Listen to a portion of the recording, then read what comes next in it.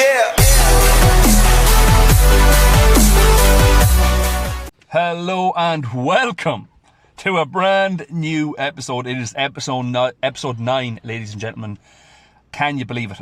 To be honest, I didn't know I would be this consistent when I started out, but I am enjoying the journey, I'm enjoying the process, and I'm enjoying sharing it with each and every one of you. Shout out to all you legends that have been liking the videos and getting back to me with your feedback on what you think about them. I'm doing this one for you! So, it is day one, it's a brand new week. We are working up to some heavy triple O's. This is just my warm-up process. I thought I would show you. You'll also see I'm rocking the wee leggings today, keeping them legs warm. So we go 70, we go 120, and then we go 165. What I want you to notice as well is this angle is very difficult for depth. So although I am a pretty low squatter, I never have a problem with depth.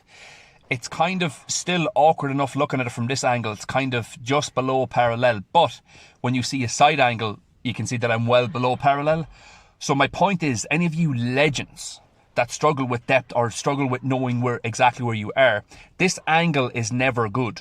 So if you're ever on social media and you see somebody squatting from this angle, don't start shouting, oh, you're squatting high or your depth isn't good. Just take a second, because this angle is very, very weird. What I would do is, anybody who is struggling with depth and you're not sure exactly where you're going, take a side view. So right on the side, you'll see exactly how low you're getting and you'll be able to work on it from there. That's my little 2 cents on that piece, and it's probably the best way to do it if you want to see depth. So here we are. It's 195 kilo and we're slapping the life out of some triples. Feeling very comfortable, even though the weight's building week to week. It's feeling very comfortable on my back. And what I did this week was, I actually was having problems with a little bit, it's not really elbow pain, but it was just a little bit of uncomfortableness on my left elbow. And what I did was, I had a wee think about it over the weekend, and what I did was I brought out my grip by a finger when I'm setting up here for squat. And what that did was it took a lot of pressure off my shoulder and my forearm. And what was happening was my forearms were actually cramping up in the middle of sets, and it was affecting. Then it was having a kind of a carryover effect to my bench press. So what I did was I took this grip change, applied it, and squats actually felt much better. The bar started sitting much better on my back, but the carryover effect it had to my bench press was immense. It was amazing. It felt like night and day. So if you are feeling uncomfortable doing any lifts and you're not sure of what's happening, just assess the situation, take the time. It could be just a small change like I made that will allow you to move forward and start progressing a little bit more. So here we are. We're on some bench press after slapping the life off all those sets on squats. We have a 7x4 at 135 kilo. This is moving very, very well. And as I said, it felt much more comfortable in my hands because of that little change that I made. So bench is bench, it's just moving, we're hitting some volume, and it's feeling very, very comfortable. Very happy with that little change, and I'm excited to see where it goes.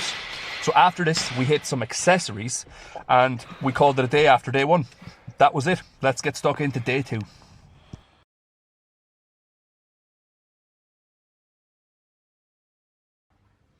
Booyah! Welcome to day two, you legends. We're vibing out. Oh look, throwing some shapes. So we have deadlifts. We always start day two with some deadlifts, and I am vibing. The tunes are rocking. I believe today I am listening to some 80s movie music. Any of you out there that know me know I love 80s stuff. Movies, music, etc. So, yeah, we're working with 220 kilos today, and it's feeling good. We're in a good place, I must say. The owl hand situation is fixed, so we're comfortable. Grip won't be an issue anymore. It wasn't so much the strength of my grip, because my grip strength, I've never dropped the deadlift, but it was just basically trying to grip it in the first place was difficult. So one thing I'm learning to do with deadlift is just be a little bit more patient in that bottom position, as I spoke about before. So just taking my time, not rushing it. So we're sitting down, packing those shoulder blades back, pushing the ground away. And as you can see, it's looking very comfortable. And I'm very, very happy. I'm not trying to rush the rep. I'm just trying to feel it out and tick the boxes with each and every single rep. And as you can see, I was super excited. That felt like an empty bar in my hands. And I've been training so long now that I know certain feelings when it comes to certain lifts. I know where I can go with it, and it's looking very promising. So as you can see, as well as the setup for each lift, I spoke about this before, is the same. I think about being robotic. I think about getting in a groove, and I think about a template. I think about a stencil. So my stencil for deadlift, this is my template that I use every single time I deadlift. It is not different at all. Every single set is the same, and that's the way it should be. You want to create uniformity and create a balance.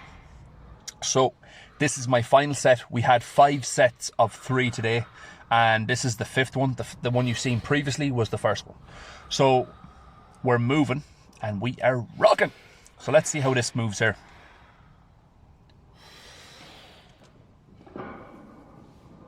Boom. Yes. Lats are back, legs are driven, hips are through. Bang. So again, just being patient off the floor will help you immensely. And as you can see by that little smile, I was happy with that. I was delighted with it. And then the wee clingy belt, rocking and rolling, getting them hips going. Now lads, look at what I did. So after all those sets, I had 3 sets at 200 kilo back offs. What are them things attached to my hands? They are straps, boys and girls. He did it. He did it. So I'm learning to use straps in an effort to save my wee handy dandies. So as you can see, it takes me a wee second to get used to these straps here, trying to get them dialed in. As I said before, I don't always use straps, but I'm going to take the time to learn and have them as a tool in my arsenal to when I need them. Does that make sense? So you're not going to be good at anything if you haven't given it a go. So there we go. It's actually feeling very, very comfortable with the straps. I find, you know, the first set with straps is kind of weird. It's kind of awkward for me, but I don't mind it too much. I can kind of make progress pretty quickly and learn the movement, and I am happy. Mwah, look at that. Ba-boom. So we finished up with those sets on deadlift at 200 kilo. We then got stuck into some pin press. So as I explained before, the pin press again is just set. The pins are set, the bar is just about 2 inches off my chest. Now effectively I would like to have it a little bit less, but on this rack, if I go down one more, it's pretty much touching my chest, so that's not what I want. So I decided to just use this setting here, which is okay. Thing about pin press as well is you just have to be a little bit patient. It's very weird for me. It's very alien because this is a very weak point for me, but I'm happy with the way it's going. So we're hitting some 5s at 140 kilo today, and these are moving very, very good, even though they felt hard and annoying. So after this, we smashed on some accessories, and that was it for day 2. Boom!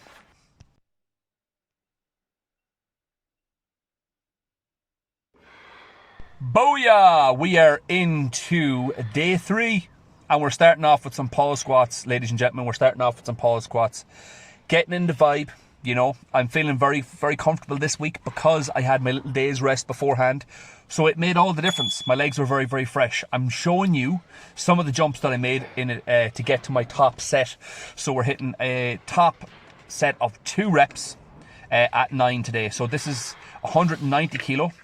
And this is my second last warm-up before hitting my top set.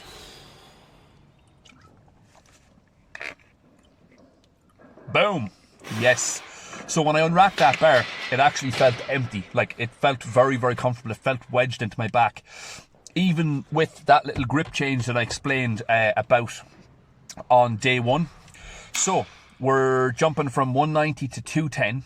And this is my last warm-up before taking my top set of 2. What is my top set of 2? You will have to see. But I knew basically this is my final call. And what a final call is basically is, depending on how this moves, dictated where I was going to go for the top set. So I was either going to add 5 kilo or I was going to add 10 kilo. This is 210 kilo. And I knew when I unracked it where I was going to go with that top set. Again, trying to approach these sets with absolute confidence. I know it's tough enough sometimes, but you just have to kind of believe in yourself and trust the programming. So once I hit this, I was laughing to myself and I went straight up to 220 kilo, which is a big 10 kilo PR for me. Here we go. Let's just play this clip raw and let you hear it. I was laughing away to myself and I was choking. Here we go.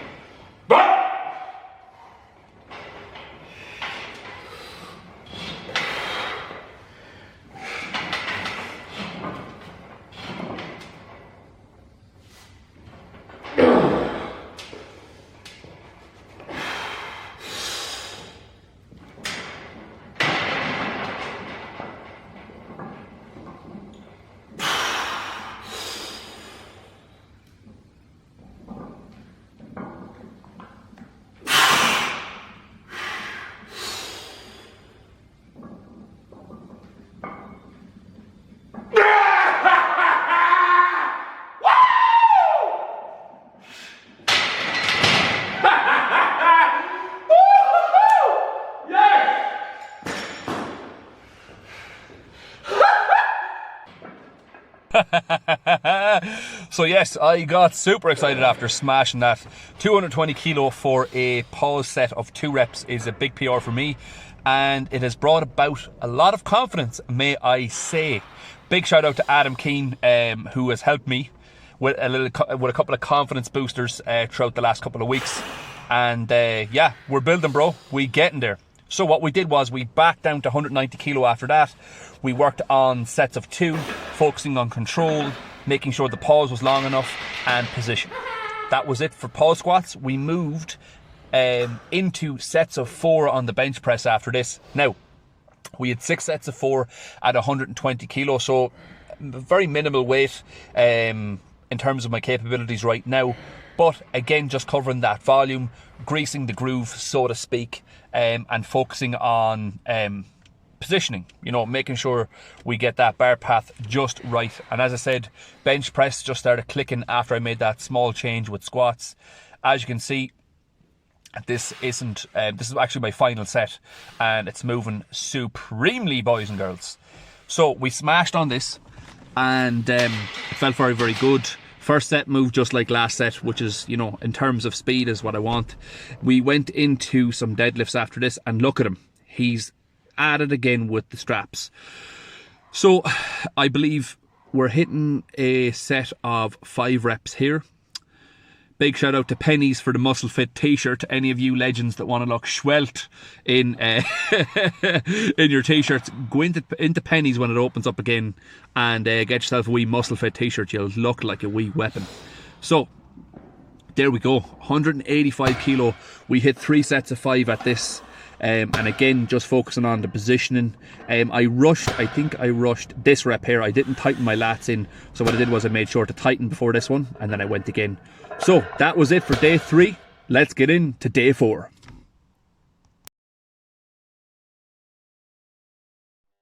Woo! Here we are, you legends. It's day 4. What have we got on the books? We have some pause deadlifts in the books. Now, I'm showing you the warm-up process again. We are hitting the same as pause squats. So we're working up to a heavy double at 9. So this is 200 kilo, and we're just taking our time. The building process, or the ramping up process, the warm-up process, really dictates where you're going to go for that top set. So pay attention to your jumps. Pay attention to the smaller details, ladies and gentlemen. Pay attention. So yeah, we're hitting 200 kilo here. I'm just working up in singles after I hit the warm-up before this, which was 160 kilo. So I hit 160 for a paused set of 3. Then I went straight up to 200. And I just start working on singles from here on out. Again, I want to make sure I save the wee handies and I save that wee energy. So here we are with 200 kilo. And that's moving like 60. we go straight to 230. That's moving, again, very light. And then we go up to 250. And after that, I knew it was on. Let's play this clip raw. 260 kilo on the bar, ladies and gentlemen. And this is a rep PR. So I've only ever hit this for 1 rep. So we're going to play this raw dog. And you can listen to the crack. And on the second rep, there's a bit of a treat for y'all. I just got a little bit too aggressive and a little bit too excited. And I let out a little comment that I probably shouldn't have. But anyways, here it is. Enjoy.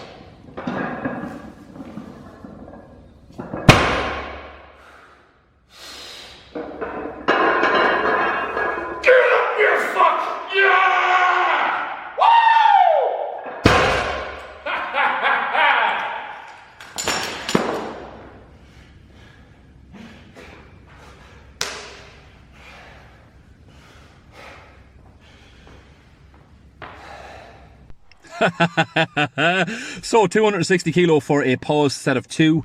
If I'm being very honest and very critical of myself, I definitely rushed the pauses. I think the first pause was just about a pause. It was barely there. And then the second pause was a little bit better than the first, but I think they could have been better.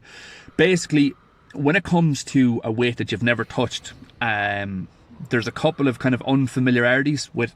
You don't know how it's going to go, basically.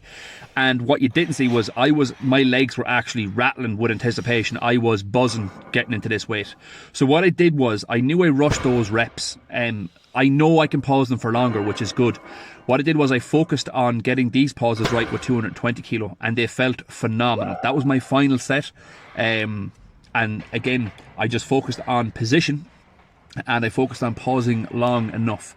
But again, you live and learn. You only know when you watch these things back. And, you know, I know next time I can apply myself a little bit better, take away what I've learned, and pause for a little bit longer. So after that, we moved into some close grip bench press. We're hitting on 145 here. I believe this is for a set of 3. And it felt very, very comfortable. Again, just 2 fingers in from my normal bench press. Feels comfortable and very controlled. I'm very happy with the way that's going. So after that, ooh, look at the vest, he's out, look, beast mode. I'm not saying that just because I think that's a bit cringe, but it's actually on the vest. So this is a nice little row variation that I like. So one leg is up, one leg is out, and it's basically just a cable row. So you'll see here from behind that, position wise, you just basically straighten out the leg of the cable that's in your hand and brace that shoulder, or retract that shoulder blade back, should I say, and you're drawing the elbow in, getting a good squeeze. When you're rowing like this, you want to keep all the pressure in your baby finger. You want to imagine you've got a gun in your hand, and you're pulling back, you're drawing back with your elbow, and you're focusing on all the pressure being in, you could say your ring finger and your baby finger, and it'll allow you to activate that back that little bit better and take your forearms out of it. So after that, we went into some lateral raises, and now look, the lighting is absolutely sublime. And look at this, I'm going to do a little bit of a shuffle here, and the only reason I'm shuffling, I'm going to be very honest, is to get the perfect lighting down on them holy delts, so I can look beautiful when I'm doing these. No other reason. As I said to you, I'm brutally honest. But shoulder work, on a side note, is very, very important, lads and ladies.